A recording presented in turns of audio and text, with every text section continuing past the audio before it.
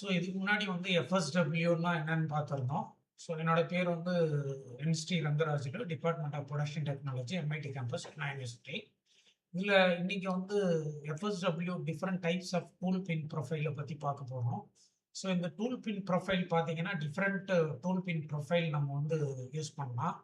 அதில வந்து பார்த்தீங்கன்னா, இதில வந்து straight thread straight cylindrical tool வந்து இந்த மாரி பண்ணியிருக்கோம். இது வந்து straight cylindrical with threaded, taper threaded cylindrical. இது வந்து டேப்பர் சிலிண்ட்ரிக்கல் டூல் பின் ப்ரொஃபைலு. இதில வந்து டைமென்ஷன்ஸும் குடுத்துருக்கோம். ஏன்னா, அந்த டூல் வந்து 6 பிளேட்டுக்கு உண்டான டைமென்ஷன் இது. பிளேட்டுக்கு உண்டான dimension. Shank part depending upon the நம்ம லென்த்த வச்சுப்போம். ஷோல்டர் வந்து 3 times of diameter of the pin இருக்கும். இதில வந்து ட்ரையாங்கிள், ஸ்கொயரு, பென்டகன், ஹெக்ஸாகன் அந்த மாரி சிலிண்ட்ரிக்கல் அந்த மாரி different types of tool pin profile use பண்றோம். இந்த டூல் மெட்டீரியல் செலக்ட் பண்றது ரொம்ப இம்பார்ட்டன்ட்டு. நம்ம என்ன மெட்டீரியல்ல வெல்ட் பண்ண போறோமோ, அதுக்கேத்த மாரி ஸ்ட்ரென்த் இருக்கிற டூல்ல நம்ம வந்து செலக்ட் பண்ணணும். இப்ப சாதாரண அலுமினியம் 1 சீரிஸ்ல இருந்து 9 சீரிஸ் வரைக்கும் அலுமினியம் அலாய்ஸ் இருக்கு.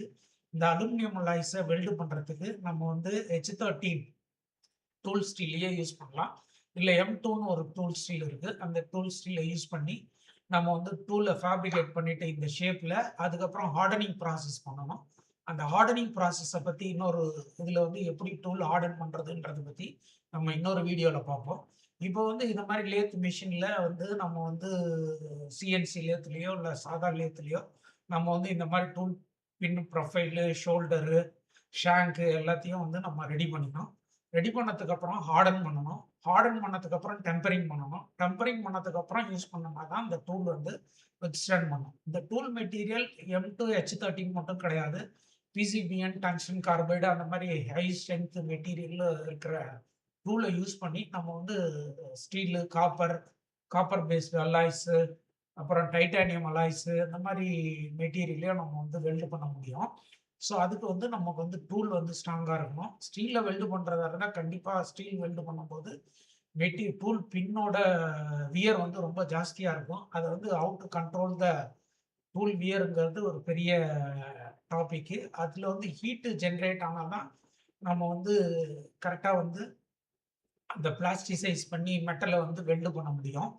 அந்த ஹீட் ஜெனரேட் பண்றதுக்கு டூலும், ஷோல்டரும் வந்து வித்ஸ்டாண்ட் பண்ணணும். ஷோல்டர் வந்து ஹீட்ட ஜெனரேட் பண்ணணும். டூல் வந்து பியர்ஸ் பண்ணும். அண்ட் அதுல வந்து டூல வந்து ரொட்டேட் ஆகும்போது ஹை ஸ்பீட்ல 1200 to 1500, 1800 ஆர்பிஎம் கூட போலாம். அல்ல மினிமம் 800 ஆர்பிஎத்துல இருந்து 1600 ஆர்பிஎம் வரைக்கும் போலாம். அந்த மாரி ஆர்பிஎம் போகும்போது அந்த டூல் ரொட்டேஷனல் ஸ்பீட பொறுத்து அந்த மெட்டீரியல் ஃப்ளோ வந்து இருக்கும். அந்த மெட்டீரியல் ஃப்ளோன்றது ஒரு பெரிய கான்செப்ட். அந்த மெட்டீரியல் ஃப்ளோ எப்படி ஆகுது? எப்படி வந்து பிளாஸ்டிசைஸ் ஆன மெட்டீரியல் ரொட்டேட் ஆயி, ஃபோர்ஜிங் ஆகுது.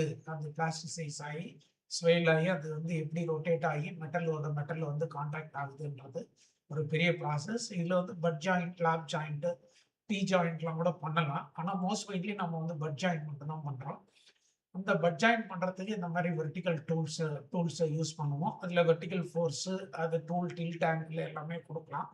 ஸோ இதுல வந்து கான்கேவ் ஷோல்டர், கான்வெக்ஸ் ஷோல்டர்ன்னு 2 டைப் ஆஃப் ஷோல்டர் நம்ம வந்து யூஸ் பண்ணலாம். கான்கேவ் ஷோல்டர் தான் வந்து பெட்டர் பெர்ஃபார்மன்ஸ் குடுக்கும். அதே மாரி டூல் பின் ப்ரொஃபைல்ல taper threaded tool pin profile வந்து நல்ல பெர்ஃபார்மன்ஸ் குடுக்குது. நல்ல வெல்ட் குடுக்குது. அண்ட் ஹெக்ஸாகன், ட்ரையாங்கிள், பென்டகன்லாம் கூட குடுக்குது. ஆனா நம்ம வந்து பேப்பர வந்து ரிசர்ச் பண்ணி இன்னும் ப்ரூவ் பண்ணல. இதுவரைக்கும் டேப்பர் த்ரெட்டட் பின் வந்து நல்ல ரிசல்ட் குடுக்குது அப்படின்னு சொல்லியிருக்காங்க. அந்த டேப்பர் த்ரெட்டட் பின் பண்ணும்போது அந்த கோனிக்கல் ஷேப் த்ரெட் பிட்ச் வந்து லெஃப்ட் ஹேண்ட் த்ரெட் பண்ணுவோம். 1.5 பிட்ச் இருக்கிற மாரி பண்ணோம்னா நல்ல பெர்ஃபார்மன்ஸ் கிடைக்குது. அப்பதான் மெட்டீரியல் ஃப்ளோ ஆகுது. 1.5 to 2 பிட்ச் இருக்கிற மாரி பண்ணோம்னா, இல்ல 1 பிட்ச் கூட பண்ணலாம். 0.5லாம் ரொம்ப ஃபைன் த்ரெட்டா இருக்கும். அதனால வந்து நல்ல வெல்ட் கிடைக்காது. 1 பிட்ச், 1.5 பிட்ச் வச்சோம்னா வந்து நல்ல வெல்ட் கிடைக்கும். Thank you.